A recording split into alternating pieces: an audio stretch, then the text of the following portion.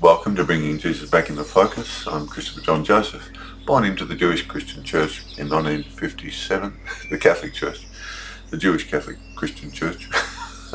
Two religions in one. You get two for the price of one with the Jewish Christian religions. I left when I was 16 because the Jews worship two gods, two Yahwehs, one's a war god and one's a god of love. I knew that by the time I was 16. The Catholic Church refused to stop telling the lie that there's only one God in the Bible. And they also said, yes, that's Jesus coming on the clouds in Revelation. Although I will give the Catholic Church credit, they never mention it in the sermons. They never give a sermon on Revelation the whole year. The priest never talks about it. I have to give them credit because that is a filthy, stinking slander about Jesus. It is the most slanderous dialogue about Jesus that I know of in the world. And the Jewish Christian churches have it beside the Gospels, beside the words of Jesus and who Jesus is and the loving spiritual creator of love. They should rip it out and burn it. I'm waiting for Pope Leo or anyone who's got the guts to say all our followers must rip out the book of Revelation and destroy it. It's an evil book. It's the book of Daniel from the Jewish religion. Get it out of our religion. It's stinking up the church. It's slandering Jesus. That's what they have to say. I say it because it's the truth. It's obvious. Anyone who's got any sort of logical half brain can see that's not Jesus coming on the clouds. That's a satanic war god. And the God who's instigating it all, and the figure who's instigating sickness, death, starvation, war, obviously that is not Jesus. So I had to do some Gospels because they were just so destroying. They were destroying what he was saying, what he was teaching. And they were slandering him. I was shocked. So this is the Gospels of Jesus Unplugged, which it's the second edition. It's a fuller edition. I've been very ill and a lot of pain, so it's been difficult doing the work. But I always think of him and how beautiful he is and his love and non-violence, as I've always seen him as love and non-violence. So as he said, if you see me, Philip, you see God. Well, God is a God of love and non-violence. The spiritual world is a different dimension, different universe. Everyone there has a spiritual body, not a body of flesh and blood and bones like the Jewish Christians tell you. That's going to come up out of the dirt again from at some apocalypse. That they lie about so many things. It's all from the Jewish religion, you see. They've poisoned the Christian teachings of Jesus with the Jewish religion overlays. He's a sacrificial lamb and all this sort of stuff. He's coming back on the clouds like Daniel in the book of Daniel, the Son of Man in the book of Daniel. They poison him. They poison and slander him. They slander the loving creator. I mean, they slander God. The loving creator of Jesus, this loving life force of heaven is only love. Jesus said so. Her love is like the sun that rises on the good and the evil. Her love is like the rain that falls on the just and the unjust. Unless your love is as perfect as her love, you're not coming into her world. You're not going to heaven. So they slander and say, oh no, this God's coming back with Jesus on the clouds to cause sickness, start wars, starvation, poison the rivers, kill all the fish in the ocean. Oh, I'm bored. That's all satanic war god of Yahweh. Yahweh does that. Yahweh sends fire down from heaven to incinerate people who don't do what he says. That's a war god. If you don't do what Vladimir Putin does, what does he do? He kills you. If you don't do what Adolf Hitler does, a little war god, what does he do? He kills you. These are war gods. They're all satanic war gods. The Jews worship a satanic war god called Yahweh. Okay. They should have called it Mars or Sekhmet, like the Egyptian war god Sekhmet. The Sekhmet war god also breathed fire, just like Yahweh. It's the same. In fact, they probably got their Yahweh war god idea from Sekhmet. This breathing fire, revengeful, brutal, murdering, slaughtering god of the Egyptians, Sekhmet. That's Yahweh one. They commit genocide at Jericho because Yahweh one, the Sekhmet war god tells them to do it. They call that war god Yahweh. Okay. Then they got another god of love. But they're liars. The Jews are cunning and deceiving. They didn't call their god of love by a different name like everyone else did. The Romans had their god of love and peace called Pax. The Greeks had Irene, the god of love or peace. No, the Jews said, let's do something very cunning. Let's call our God of love, who says, love the foreigner as if they're Jewish, and love them as yourself. Love the person from Jericho amongst you as if they're a Jew, and love them as yourself. That's the Yahweh of love who says that. That's Yahweh too. They should have called that God Amore, or love, whatever the Hebrew word is for love. They should have called that God and had another temple, 2 temples. Then the Jews would have been honest. Instead, they thought up this clever plan. Let's make this God of love the same name as this brutal, murdering thieving war god, Yahweh. We'll make them both Yahweh. Then we can love to kill, and our God will love us killing. See how it works? It's a schizophrenic religion, very, very cunning, deceptive, deceiving, obvious to anyone who's got half a brain. But you see, they live the lie. And that's poisoning the Christian religion. So we've got to get rid of the Jewish religion out of our churches. There are plenty of other better religions than that. So, and there's love all over the place. So there's love, as I say, there's a God of love in the Jewish religion. Well, if you want to take all the bits of love out of the Old Testament Jewish religion, fine, do that and have that in the Christian church, because that is the Yahweh of love. But never have the stinking, filthy war god of the Jews in there, because that's Satan. Jesus said so. You're following Satan. You're children of Satan. And you're murdering people just like Satan. He said that to them. Why do Christian churches have this satanic war god up there next to Jesus in the church? That's Satan. The war god of the Jews is satanic. All war gods are satanic. The Christian churches are just... I just can't understand why they haven't got the guts to admit this. I mean, okay, it's been a 1700-year lie. Okay, I think the children who love Jesus would appreciate it if you came out and spoke the truth and said, we want everyone to rip out the book of Revelation, we denounce it as an evil book. The book of Daniel doesn't belong with Jesus. Cut the book in two, the Bible in two. We're only going to have the New Testament in our churches now. And later on, our theologian scholars will remove all the loving Yahweh bits from the old Jewish religion. So we've got another smaller version of their religion in the church with us, because Jesus only recognized the Yahweh of love. He condemned the Yahweh war god as being Satan.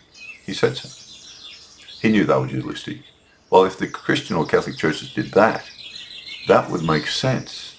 But you may as well then get the love from Buddhist teachings and the Quran and the Bhagavad Gita and the Sikh religion and the Baha'i faith and have them in the church as well. Not just the Jewish God of love, because there's love all over the place. Buddhist teachings clean your mind out. Jesus said, clean the inside of the cup out. It's the same teaching.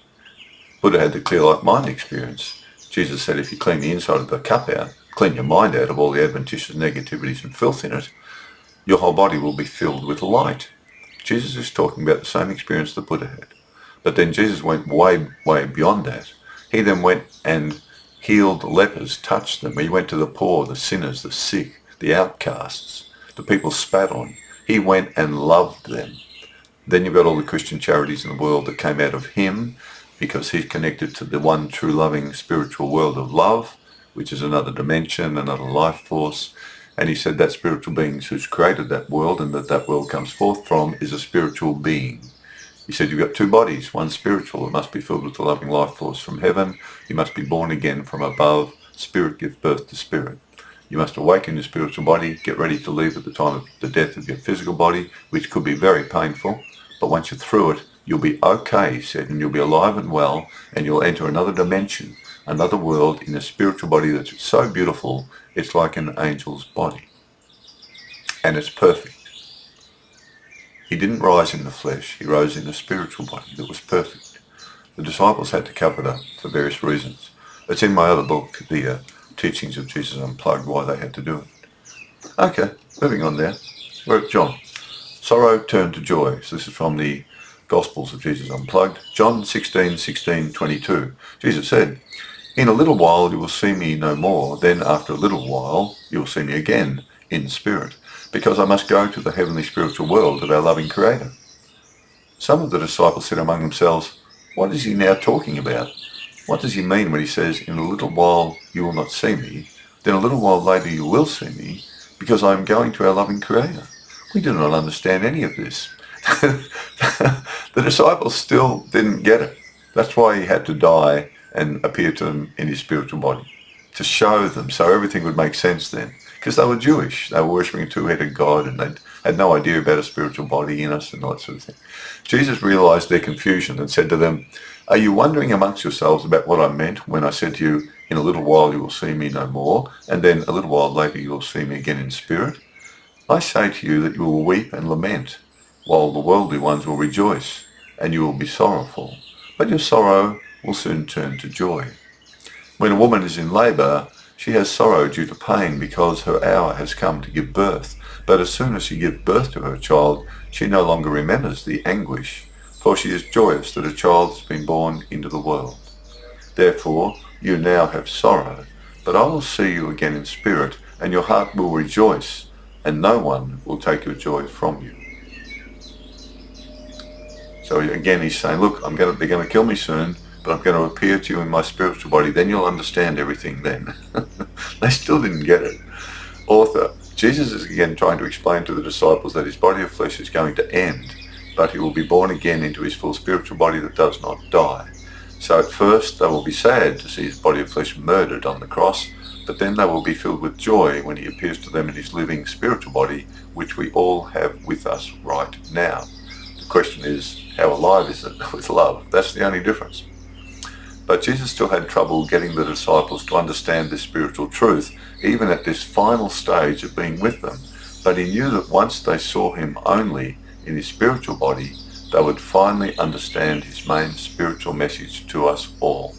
Get ready to leave in your spiritual body at the time of your death by becoming a spiritual child of love right now. That's what he was saying, and that's what Buddha says too, all along. This is a dualistic world. It's dangerous. You can get trapped. You can become a fake, false, lying identity and a satanic, murdering warmonger. They're all false identities. It's not who you are. And you're going to suffer if you kill other children and do, really evil things. You're going to suffer after death. They said, don't do that, but rather remove all this evil, or any little bits of evil, any filth at all in your being. Get rid of it, and understand you've got a beautiful identity that's already there, but you need to uncover it by removing the adventitious negativity that's there in your own mind and become at one with love. And then you'll realize, wow, I've got a mind that only loves. That's who you really are, Buddha and Jesus would say. Then you can go to nirvana or heaven after your body of flesh dies, providing you just maintain that until you die. Pray in the way of Jesus, John 16:25. Jesus said, I have spoken these things to you in the past in parables and sayings, but the hour has come when I no longer speak to you in parables. Now I speak openly to you, declaring who the one loving spiritual creator really is. And from this day you will no longer need to ask me to intercede for you with our loving creator, for you are now her spiritual children, as well as I, and she will love you herself, because you believe and follow my way that comes from her. I'm going to read that again, because the Jewish Christians lie about this as well. And from this day, you will no longer need me. You will no longer need to ask me to intercede for you. From this day, you will no longer need me. You'll no longer need to ask me to intercede for you with our loving Creator. For you are now her spiritual children as well as I. You're like me now. You don't have to go through me anymore. You're finally understanding your true spiritual identity, so you will become her child just as I am. See, the Jewish Christians, they say, oh, you have to ask Jesus, But some of them do teach you can ask God directly. Of course, they teach that.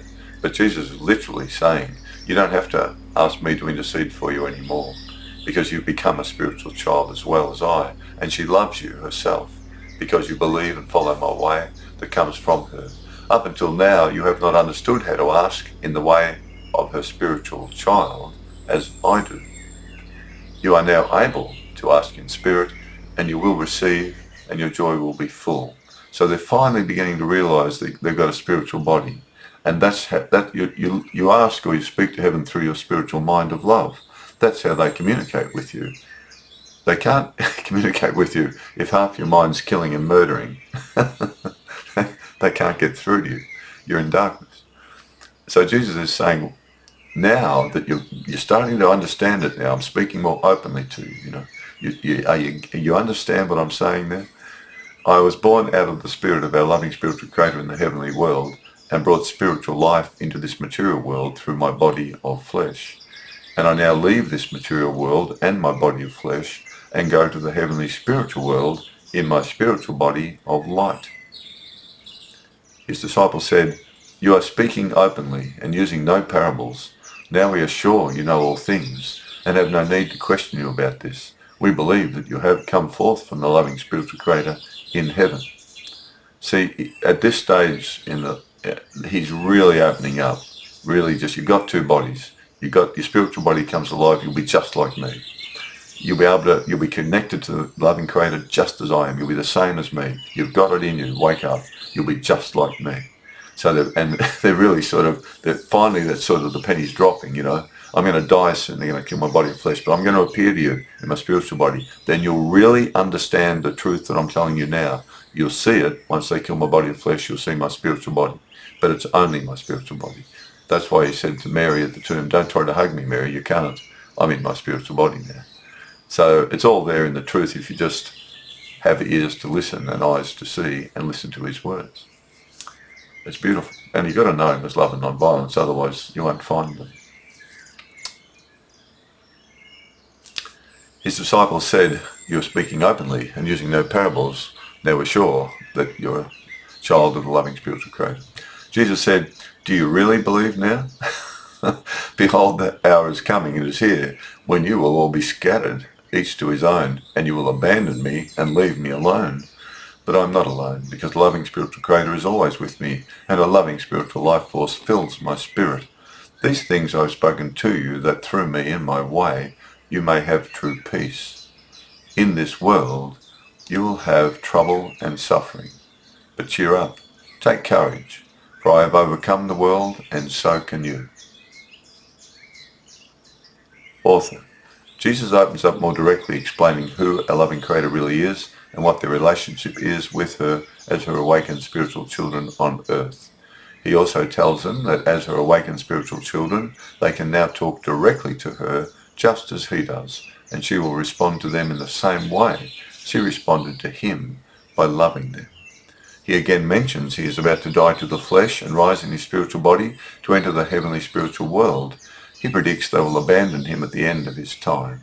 He then says we can all overcome the difficulties and spiritual dangers in this world just as he did by following his way.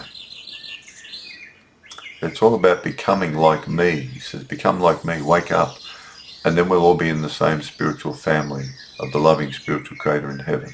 We'll all be children of love on earth, and then we'll go to a better dimension, a better world, in a much more beautiful body that can't be hurt anymore and doesn't die. Everyone's only got a mind of love. They're not duality, they're singular. That's the place to be. I don't know why we're here, but as a gardener, you do have to plant seeds in the dirt for them to grow into something. Maybe he had to plant, or she had to plant her spiritual bodies in this dirt for them to grow. I don't know. Jesus prays for his followers. John 17:1-26.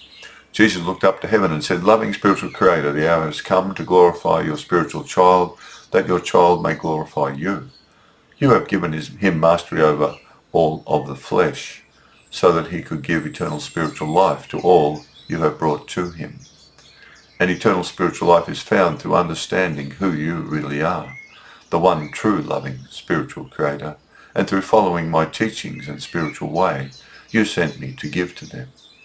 I have glorified you on earth, and I have finished the work you gave me to do. Loving Creator, glorify my spirit together with yourself through your loving spiritual life force that existed before the world was.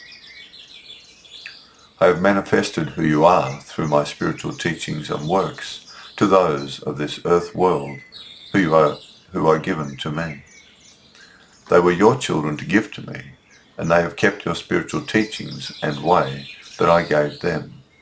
And they now know all the things I gave them were from you, and believe I am your spiritual child. I pray for them that they glorify me and yourself by following the spiritual way you have shown me. And all mine are yours, and yours are mine. I will no longer be in this world, as I am coming to you in the heavenly spiritual world, but these are still in this world. Loving Creator, guard those given to me through your spiritual way I have given to them, that they may be as one in spirit, as we are as one. I have kept them on the spiritual path and in your spiritual way of spiritual love, while I have been with them. But now I come to you, and these things I have spoken to them, so they may have the same spiritual joy I have also fulfilled in themselves. I gave them your spiritual teachings and way of the Spirit of love, and the worldly ones have hated them, because they are no longer of this material world, just as I am not of this material world any more. I do not pray that you take them out of this world, but that you should guard them from the evil in it. They are no longer of this material world, just as I am no longer of this material world. Purify them spiritually through your truth and love. Your spiritual existence is the ultimate truth, and all your words and ways are born from your truth, love, and spirit. As you sent me into the world, I also have sent them into the world, and for their sakes I purify myself in spirit, that they may also purify themselves in spirit by the spiritual truth. I also pray for those who believe in me and my spiritual teachings and way, who have received it through my followers, and they shall all be as one in spirit, just as your spiritual life force, loving Creator, is in me, and I am in your spiritual life force. It will also be in them. Then they will know I am a spiritual child of yours, and we will all become your spiritual children.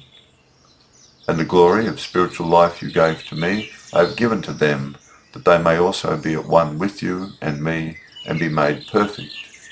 You love them as you love me. So again, we've got Jesus giving this really clear understanding. He's not the only child of God, as the Jewish Christians teach, who was perfect from birth and never sinned, never had to fight and battle to become spiritually enlightened. No, he had to overcome the world and temptation like all of us do.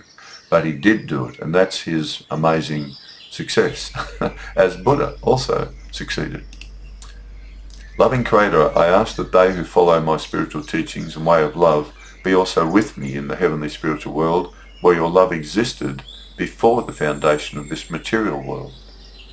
Loving Creator, the worldly ones have not known you, but I have known you, and my followers know that I am from you. I have made known to them who you really are, and you love us all. And I will make it known that your loving spiritual life force is in my soul and spirit, and also in theirs, and we are all your spiritual children. Author. Jesus is talking to our loving spiritual Creator about his spiritual work on earth that he is about to complete. The disciples hear him clearly saying they are also now spiritual children of the one true loving spiritual Creator, and therefore the same as he. He is explaining that eternal spiritual life comes through being at one with the loving spiritual life force of the one true loving spiritual Creator in their own spiritual bodies. He is about to undergo his final transformation by having his body of flesh killed and then rising in his perfect spiritual body. He prays that his followers are protected from evil and are able to stay on the spiritual path and way of love until they also enter the heavenly spiritual world, and that they teach this way to all other children. He is also more openly telling the disciples that the two-headed Yahweh is not the one true one Creator of love. So he's really, opening up with blasphemy because his disciples have known him for a few years, and they're finally sort of understanding, Yahweh's not the real God. Oh, right. The last instruction of Jesus. John 21:20-22. After Jesus appeared in his spiritual body and spoke to the disciples at the Sea of Tiberias, he gave them this one last instruction: follow me.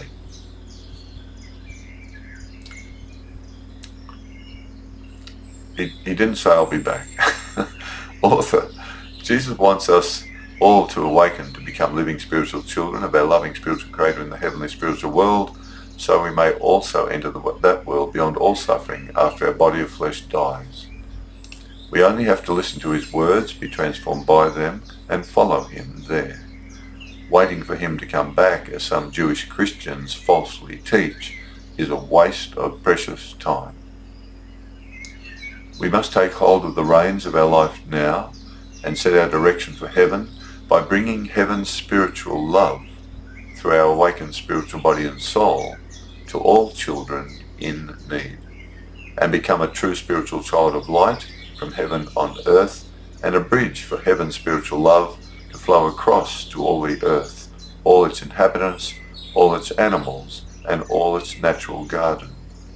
Only through this spiritual way of awakening do we have any hope of restoring the peace and natural balance to this rapidly deteriorating material world called Earth.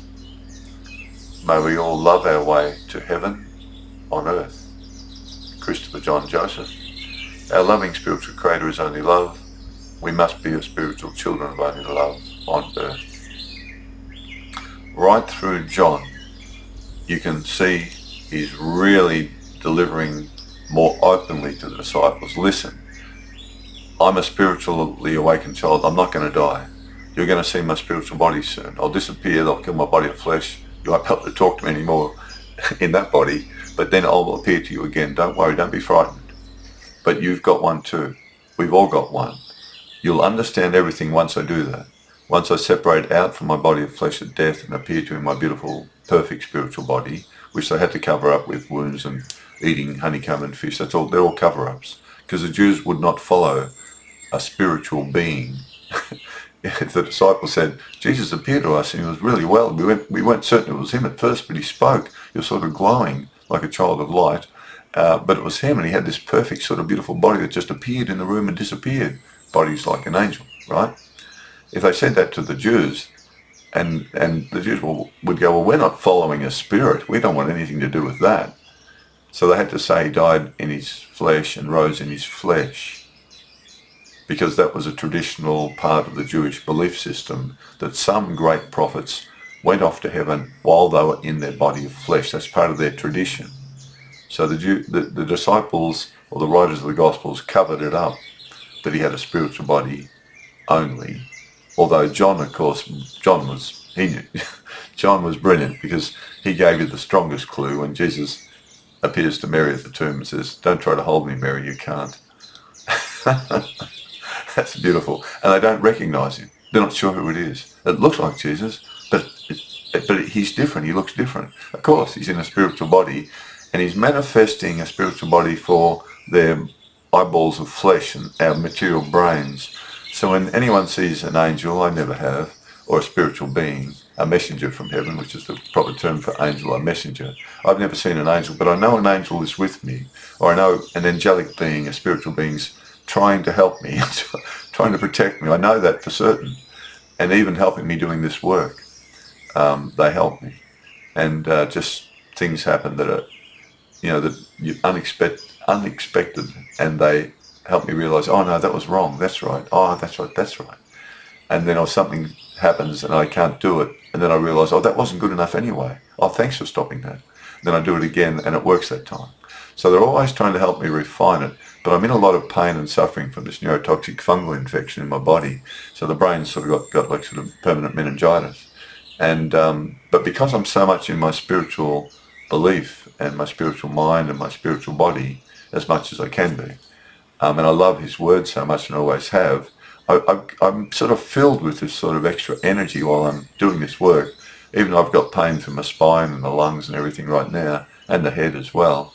And yet I can talk in a way which is really, the pain can make me seem a bit dull or whatever, but I'm uplifted in spirit talking about his words. I feel just so joyful thinking about his words and how beautiful they are.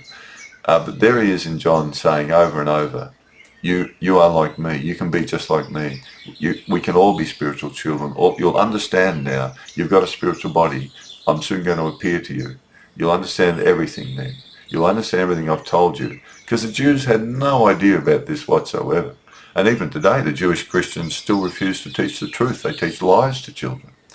They say at the apocalypse, your dead body of flesh is going to come out of the ground, or out of the crematorium, or out of the ocean, wherever your body died, and it's going to come back together and you'll be in heaven. And they've even told me, some of these Jewish Christians, you'll be eating meat in heaven. I thought, wow, who's going to murder the lamb in heaven to cook it on the barbecue? That's what they've told me, though.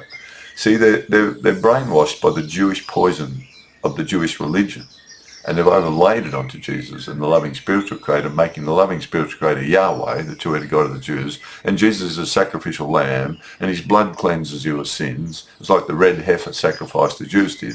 They get a perfect red heifer, murder it, burn it, and then the ash they put them ash on themselves to cleanse them of sins by putting the ash of the dead, murdered, innocent red heifer. They murdered an innocent animal, and somehow they think that's going to help them be free of sin. I mean, it's ridiculous. It's like sacrificing a lamb and putting the blood, you offer the blood. Well, you murdered an innocent animal. You can only be offering that sort of sacrifice to a war god, a god of death. The way you offer an animal to the God, the loving Yahweh, back in those days, would have been if you're going down the road near your little farming house and you see a lamb that's broken its leg and it can't walk and it can't eat and it's going to starve to death. You take that lamb home, you put a splint on its leg till the bone mends and you mouth feed it, then you take that lamb to the temple and you don't murder it and kill it. You offer it up to Yahweh, the loving God, and say, look, I found this lamb that broke its leg and it was starving to death and its mother couldn't do anything for it. I tended it myself and fed it myself and put a splint on it, Yahweh of love, and I bring it to you to show you how I've helped save this lamb's life, and I offer what I've done to this lamb up to you. Now the loving Yahweh would go, well done, my child, you are truly a child of me, the loving Yahweh. But if you want to worship the war god, I've murdered this lamb, killed it, I'm going to eat some of its dead body, thanks Yahweh. That's the war god. Clear me of sin, Yahweh, for all my murders I've committed at the last war. You see, but they were prehistoric, they had no idea about we have a spiritual body. And they still don't teach it. I mean, not the way Jesus taught it. There we go. We'll move on to one last bit here, I think, actually. There's conclusion. Okay, there's one last page, and that's the end of the book, actually. This is the end of the book, chapter 14, conclusion. This gospel translation of the spiritual teachings and way of love and non-violence that Jesus taught has been a work of love for my great lifelong friend and spiritual teacher of Nazareth. Although I left the Jewish Christian Catholic Church when I was 16 years old because of the Old Testament two-headed God Yahweh poisoning the identity of our loving spiritual creator in Jesus, I took Jesus and his words with me. Our loving spiritual creator's entire consciousness is only love. She gives us true spiritual life beyond all the suffering of this temporary, dangerous, material world. Jesus explains what we must do to awaken our spiritual life while still in the body of flesh. We only have to listen to his words, understand them correctly, and become transformed by them in our daily life. Then we truly become living spiritual children of our loving spiritual creator in the heavenly spiritual world, just waiting to be in her presence and go home. But while we are here on earth, once we awaken, we must be the spiritual lights in the darkness of this material world with all of its evil, so other children can see the true nature that is within themselves, just as it is in us. Love your way to heaven, Christopher John Joseph. All of Jesus' teachings are about this. You've got two bodies, he said. Only one of them is going to leave at death. And it's not your body of flesh that rots or is blown to pieces by a bomb, eaten by a shark, whatever happens to it, incinerated in a crematorium. It's all just food for the vultures. He said so in the Gospels. That's what makes me a little bit angry, that they're teaching these lies and distortions and perversions, and of course the filthy, stinking slander of Revelation. And I say that repeatedly because I'm the only one that I know of who's saying it openly. The truth. That is the book of Daniel. That's the truth. All the Jewish Christian churches in the world would agree. But they don't say it's a stinking bit of stinking filth that slanders Jesus and paints him as Satan. And that's the Yahweh war God. They'll never tell you that truth. They lie to you. And it's a filthy, slanderous lie. How the Pope does that, Leo, or the head of the Mormons or the Seventh-day Adventists or Jehovah's or whatever church you belong to, who's a Jewish Christian church, and they believe the book of Revelation, that that's Jesus, they are literally slandering him like no one on earth that I know of. And it's in their so-called Christian churches, but it's not Christian. That's the Jewish book of Daniel. Get it out of the Christian churches. It's stinking up the place. So I say that quite openly and quite solidly and quite confidently. I know that's not Jesus coming back on the clouds. I know it's from the book of Daniel, as anyone does. I know it's all rubbish. So, so if nothing else, if you just hear someone like me say that, because you won't hear any Jewish Christians say that, because they've been brainwashed and told lies, and then they tell other people lies. It doesn't make any sense, but they tell the lie anyway. They believe a lie anyway.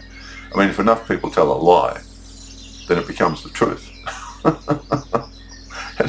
It's illogical, doesn't match Jesus, nothing like Jesus, nothing like the loving God of Jesus, doesn't match any of his words at all. Oh no, but it's still Jesus. Why? Oh, because it's always been there. Someone put it in there. Yeah, an apocalyptic Jew, an undercover agent to destroy and assassinate Jesus and the loving Creator and to take you away from them. That's who put it in there, an apocalyptic Jew, to destroy Jesus and the loving Creator and the connection you have with them through becoming a pacifist Christian. That's who put it in there. Someone who hates Jesus, someone who hates the God of Jesus, someone who worships Satan like a war god, Yahweh of the Jews. That's who put it in there, an apocalyptic Jew. So rip it out. You'll be much better off. Then you'll have a clear understanding if we just have to be loved. And it takes a lot of strength to be loved in this world. And Jesus tells you though, you will get hit, you will get hurt, but don't give up. Keep loving, forgive, turn the other cheek. Don't become like the evil satanic children of the world. Don't do it. They're beasts of the flesh now. They're going to suffer after they die. You'll be in heaven if you stay with the loving way of torture. We have to. It's really important. You'll be happy after you die that you're in heaven. And while we're here, we have to take the blows and absorb them. But we speak the truth, and we speak the truth against children who are evil and against evil things. Jesus absolutely said to do that. We must call out evil wherever we see it. So we have to use strong language as Jesus himself did. He told the Jews, you are children of Satan. You're worshipping a war god. You can't get much stronger language than that. So we can condemn all the evil things in the world, the satanic armaments industry, the satanic armies, the guns, the bombs, all those people doing those things. Those children have become children of Satan because they've moved out of their spiritual identity and they've become literally beasts of the flesh, covered in layers and layers of dark filth. And their spirits withered away into just a tiny little thing inside them, which can't enter heaven, because when their physical body of flesh dies, they're in the presence of the spiritual world, covered in layers and layers and layers of filth and murder. So then they have to enter into what I call the ever-flowing river of reaping what you sow, which is like a millstone around their neck. That's all the sins they've committed, the murders. It drags them down into the river of cleansing. But the cleansing is that they have to experience the death of every child they've killed. Woman, man, whoever they've died. Whatever the horror, screaming horror that they cause to the other child, they will experience what that child experienced because the loving Creator can do it. So he can place in their minds all the feelings, all the sensations of a little child crushed under a building that was bombed by some satanic child of any one of the satanic armies you want to name. Any child who had a bullet blow their brains out, and that child died coughing up blood and whatever else. They will then experience that child's experience, and that's going to happen. Now that's a direct karmic consequence. I personally can't be certain it's that direct, but from what Jesus and Buddha said, it could be that direct. And so they're stuck undergoing, the Jews have killed about 80,000 deaths, 80,000 Palestinians. Hamas killed 1,200 Putin's killed about 80,000, 100,000, his own troops, the other people have died there. He's responsible for all those deaths. So he might have 100,000 deaths to go through, every one of them. And you see, you got to remember the spiritual being, this omniscient, omnipotent being, who knows exactly how each one of us dies, and the agony and the pain we go through at our death, which is an experience recorded in our life. And she knows it fully. She can just place that same sensation and experience in another child who caused it. Because that's what a creator can do, you know. But all she's doing is going, well, you caused this to this child of mine. Here, feel what that child felt. And then that evil satanic child who murdered the child, they then feel the death, experience the death, screaming in terror. They become the child they killed, murdered, frightened, dying, coughing up blood, their leg blown off, screaming. They do that. They experience it. They're in the living hell that they caused to the other child of God to experience. The loving Creator doesn't do it to them. They do it to themselves. They created that bitter fruit. Now they have to eat it. All the children who live out of love create like strawberries and blueberries and apricots, sweet fruits of love. So when you're in the presence of the loving Creator and you have no filth over your spiritual body or your mind, no evil. If you did do anything wrong, you've already corrected it ages ago. All those seeds of sin and plants, you dug them up, you dug those weeds up, you dug the roots out, and any little seedlings that kept popping up, you pulled them out as well. There are no weeds in your garden. No poisonous weeds of evil. They're all gone. You made sure. So your garden's clean, you're clean. There might have been poisonous weeds back there, but they're not there anymore. And now you're in the presence of the loving one, and there's no poisonous evil in you. You're ready to enter heaven. Then you'll receive this shining love coming into you, because there's nothing blocking you from receiving it. There's no evil filth between you and the pure, loving Creator.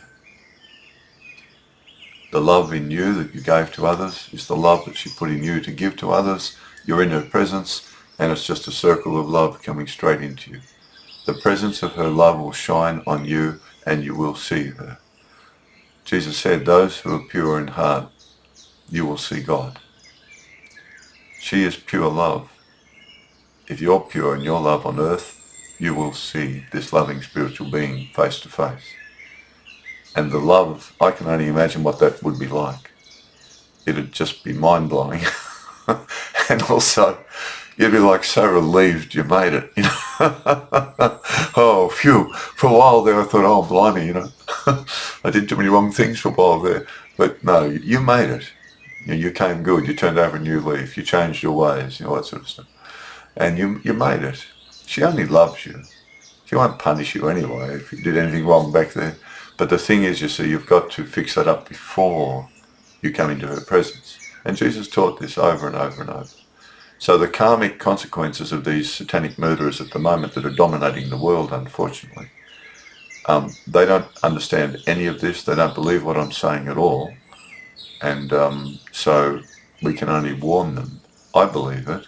I don't know how direct the extraordinary, horrific suffering they're going to undergo will be, but it will be equal to the suffering they cause, the murder, the slaughter, blowing children's bodies to pieces, women, pregnant women, elderly people crushed under concrete that they're bombed or, you know, shot their lungs out.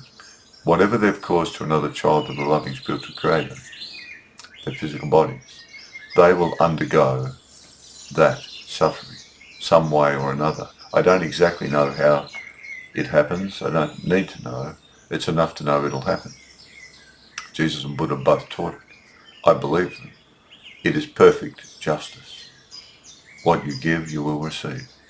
You can't beat that justice. So there you go. So it's all about reaping what you sow, become at one with love. You've got two bodies. The body of flesh dies and goes back to the earth.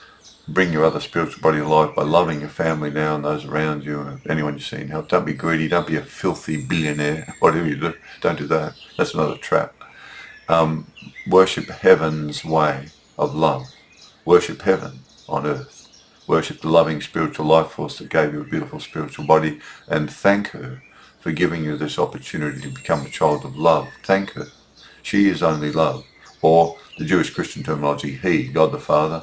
I say she, because the female aspect tends to be more loving in this world than the rock-ape males who go to war. And the word she, that pronoun she, it's got the male and the female pronouns in the one word. So it has both she and he in the one word. But I like to think of her as she. There's another reason too, because it helps cut all ties with the Jewish religion. I know Jesus said God the Father, but he'd have to say that because the patriarchal Jewish society, if he said God the Mother, they wouldn't like that. That'd be blasphemy. You see, they'd kill him. So he had to use a pronoun because he couldn't use Yahweh because there's two Yahwehs. He knew that. One was the satanic war god. So he couldn't say Yahweh. He had to use another term, so he said Father. But that's the patriarchal, society of the Jews. God's a male, Okay. God's beyond gender. Jesus even said so. God's a spirit, Well, spirit's beyond gender. And then he said, if you're in heaven, they neither marry nor are married. You're beyond biological stuff. It's bodies like angels, and everyone's filled with love. So we'll leave it at that. That's the end of the book, I'm pretty sure. I think. Check. Yep, that's the end of the book. So that's the Gospels of Jesus Unplugged, which is available around the world.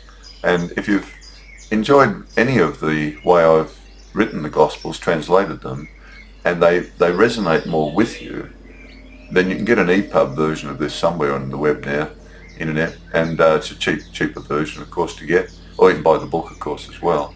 And it may help you focus more on the main message of Jesus, to become at one with love, and you've got another spiritual body. And because you won't see any poisonous Jewish apocalyptic overlays in my translations, because they're lies. So I don't put anything in there that slanders Jesus. He's my friend, and I won't have anyone slander him.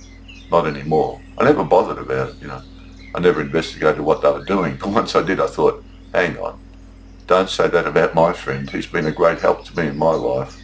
So anyway, I'll leave it with you. And as always, of course, love your way to heaven.